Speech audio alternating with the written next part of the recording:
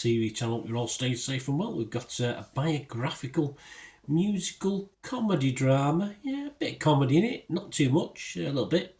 This is co-written, produced and directed by Michael Gracey. Yes, Greatest Showman, anyone? And this is called Better Man.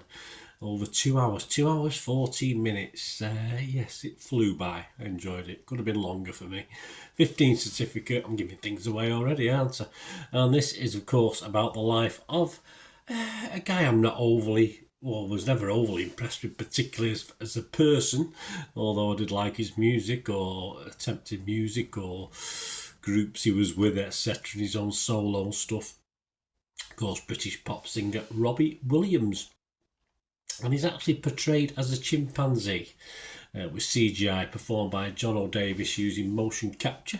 He's voiced by both Robbie Williams and Davis as well. Steve Pemberton, Kate Mulvany, Alison Steadman and Damon Herriman also star in this.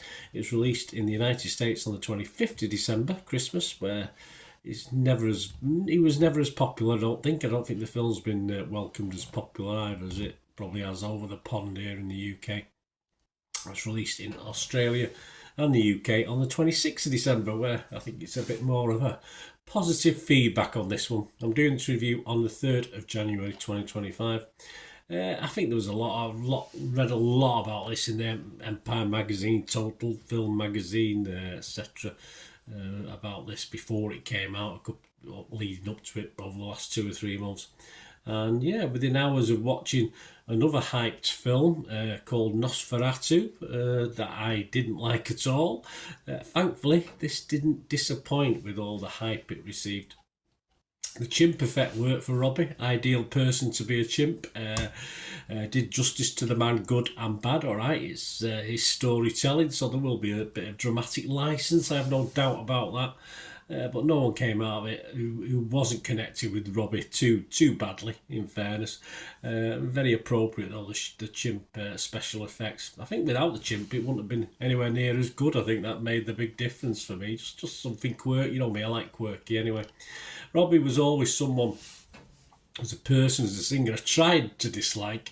Never really fully got there. I got close. He annoyed me a few times with statements he made, etc. And after this, I don't particularly dislike him anymore, and perhaps I like him just a little bit more than I did or I have done in the past. After all, you have to forgive him, don't you? Because his dad, that of course he got very close to again in later life, was a United fan, so he was on a loser straight away, Robbie, wasn't he? So I feel a bit sorry for him now.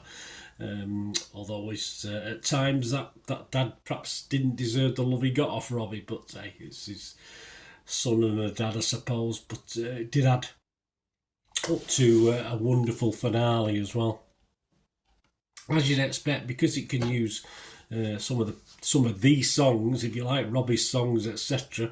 Brilliant soundtrack. I mean, I've watched 1 or 2 biopics where they've sort of done sort of other music, even though, like the Beatles. I watched one on the Beatles and you couldn't even use any of the Beatle major songs, so it was nice to see something where they could use the actual soundtrack for the character.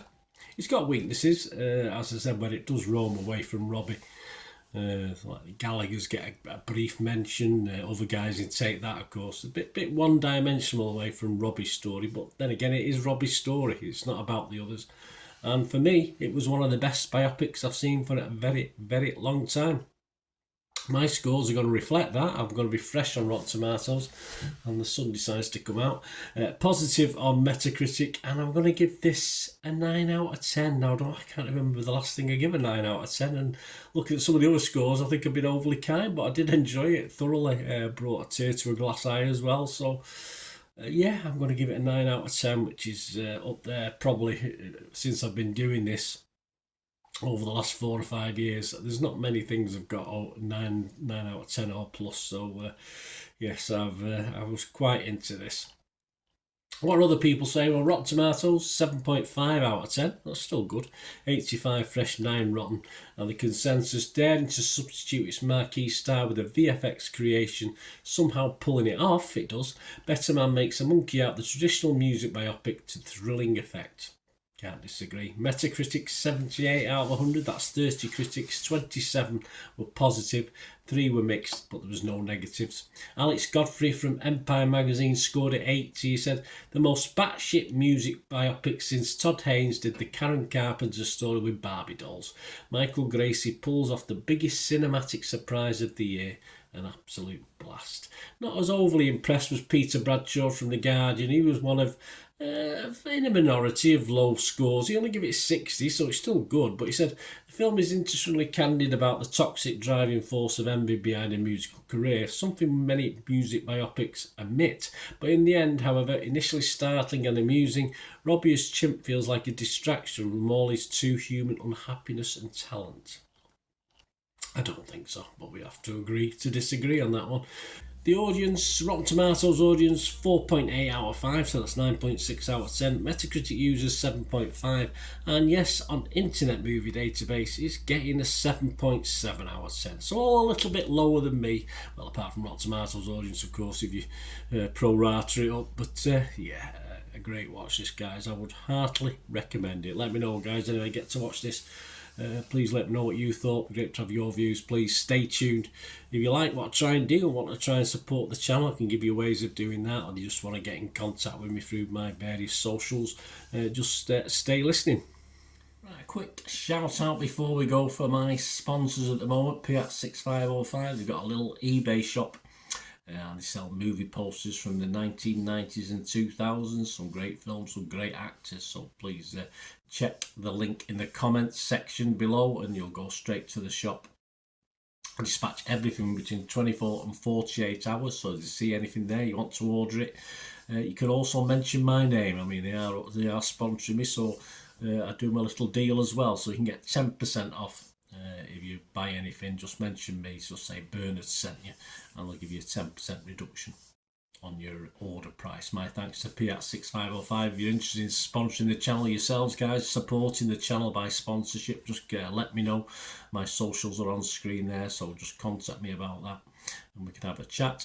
Other ways to help me out, guys, if you watch the ads, if the ads on this YouTube ads, that helps in a very little way, but it all helps. It all, watch the pennies and pounds look after themselves, they say, don't they? Or the pennies or the 10p's look after themselves. But if you watch the ads or follow the links on the ads as well, that's always a nice way to support the channel. If you sort of hang on for it, I've done that. I watched other people's and followed the ads, just something I fancied, which does happen from time to time.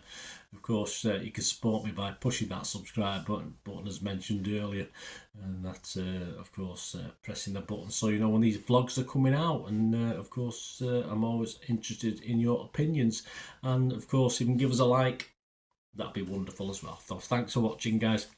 Hopefully I'll join you very, very soon with something else. Until we meet again, I'll never ask one thing, don't I? Please stay safe, everyone. Bye for now.